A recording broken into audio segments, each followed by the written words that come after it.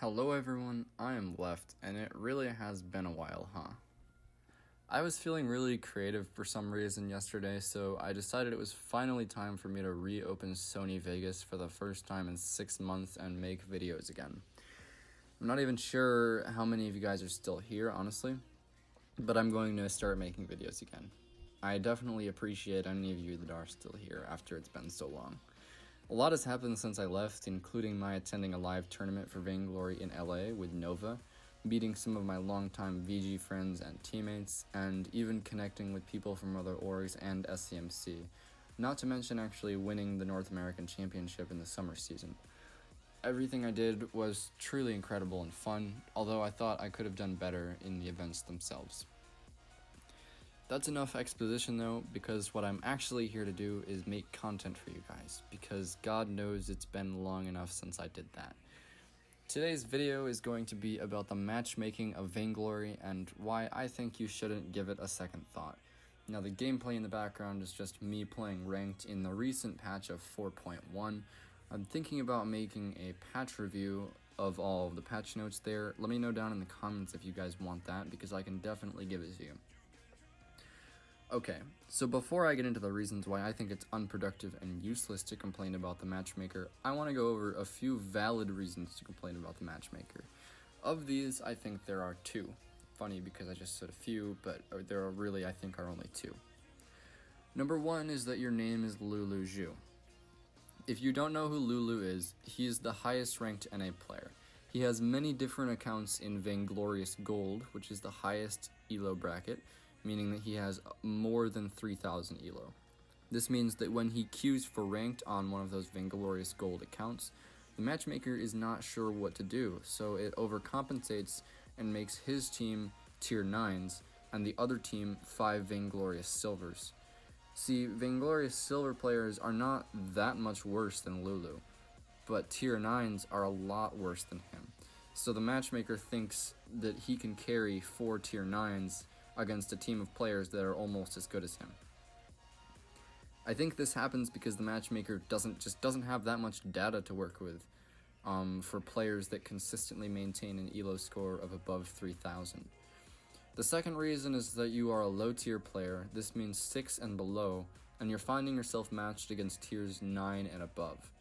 I don't have much experience with this happening to me because I'm a high tier player, but I know that it can happen when 5-man parties are queuing at times of low player traffic. I've definitely been playing with 4 other friends. We get a 5-man game, and the other team is tier 5. And it's just not fun for anybody involved. We don't gain any ELO. Those players don't learn anything from playing against people so much better than them. These are two valid problems with the matchmaker. Now there are also invalid complaints to the matchmaker. They include the following. How do I keep getting matched with this player? He is so bad. What the hell, matchmaker? This is all your fault. This complaint is based on a single player, or maybe even 2 or 3 players, that you feel are ruining your games.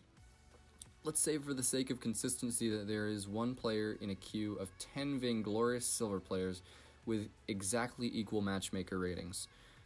This one player in the queue of 10 will 100% throw the next game he is in. If you run the queue n times, each normal player will have closer and closer to an equal chance of having the throwing player on his team as n approaches infinity. Everybody at your MMR is going through the same stressful situations as you. Will this player try? Is this guy that says he's going to roam not going to build fountain? Nobody really knows anything that's going to happen going into a game. At the end of the day, the best thing you can do is try to control the things that are in your control. And the matchmaker is certainly not in your control, nor is SCMC sitting at a computer and manually placing people with bad win rates and bad builds on your team. That would definitely be a scandal. The second complaint that I know of is usually from high tier players, and it goes like this. How could there possibly be a tier 9 on my team? I am tier 10. PoA players don't deserve basic human rights. I'm not sure how this is in lower tiers, but at least in higher tiers, the ranks have been so useless in the last year that it's not even worth listing them anymore when you introduce yourself. When I say high tiers, I mean 9 and above. Some of the most catastrophically bad players in all of North America are Vainglorious Silver, with 500 plus games and a win rate of 47%. Now, how do they reach this? They reach it through sheer amount of time played. Say a player plays 3 games. He wins 1 game, and that game gives him 5 elo. The next 2 games, he loses them both. However, those 2 games had a Vainglorious Gold player on the other team, so the matchmaker or whatever system determines that says that he's only going to lose 1 elo for each of those losses. He went 1 and 2, he gained 3 elo. That's how these players are reaching inflated ranks that they don't belong in, at least in high tier. And then on the other hand, there are professional players that just sit in tier 9 because they spend all their time scrimming in private matches and getting better in that way. They don't really have as much time to play ranked. Not everybody knows this, and it causes people to take the tiers way too seriously. It's better to pretend they don't really exist past tier 9. Now obviously, a tier 7 is better than a tier 2. But as you get closer and closer to the top, it starts to matter less and less. Now, I can't tell you that your friend will 100% get a thrower on his or her team tomorrow because you got one today. That logic doesn't check out. But there are so many players out there playing so many matches at the same time that you need to remember that it happens to everybody indiscriminately. And I think remembering that makes it easier to control your emotions and not get angry. When you're going into a ranked game, the most important thing is your mindset. I've spent so much time drafting with a professional team that I'm often guilty of thinking that my ranked game is over in the draft lobby, either because somebody didn't ban something that I think is meta breaking, or somebody picked something that I think is bad when something totally broken was open.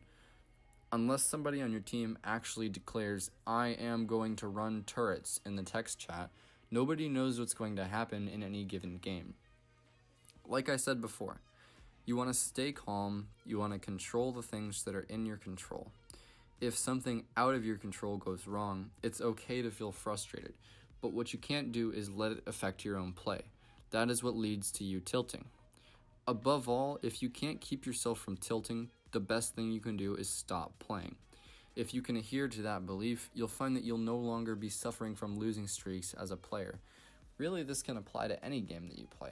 I applied it to when I was playing ranked Overwatch as well as Vainglory, and I no longer have losing streaks in those games, because if I lose 2 in a row, I quit. I reset my mindset and I go back later. Well, that's everything I had for you guys today. So, yeah, I'm gonna have fun making videos again. Thank you all for watching, and I'll see you next time.